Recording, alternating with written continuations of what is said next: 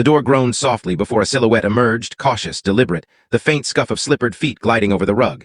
My breath stayed light and measured, though my pulse thrummed like an alarm. I'd left the bedside drawer slightly open, just enough. The lure was set.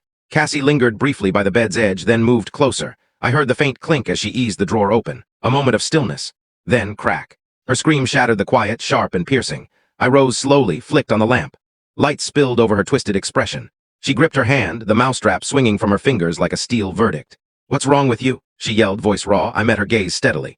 "What were you looking for, Cassie?" Before she could respond, Marius appeared in the doorway, eyes heavy with sleep and concern. "What's happening?" "Your mother rigged her drawer," Cassie snapped, brandishing her bruised hand.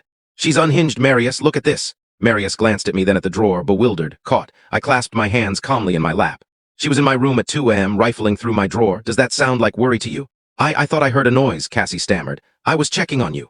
"Without a light," I said evenly, and going straight for my drawer.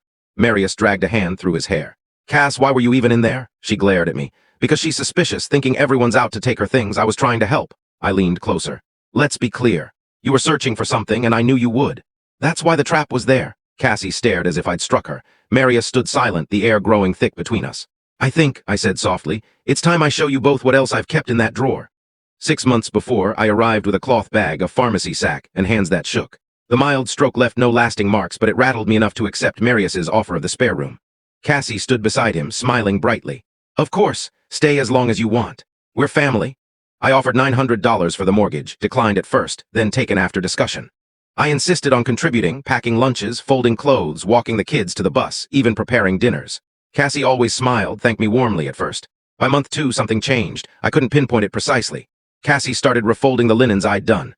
"You make them so crisp, like a clinic," she'd say with a laugh, but her eyes held no warmth. One Sunday, when I cooked herb-crusted chicken, she picked off the seasoning and muttered to Marius, "Too much salt again." I wasn't meant to overhear, but I did. They stopped asking me to join them on the deck for warm evenings. I'd catch their laughter through the kitchen window as I scrubbed dishes alone. Cassie began locking the study door during the day, claiming it was cluttered and private.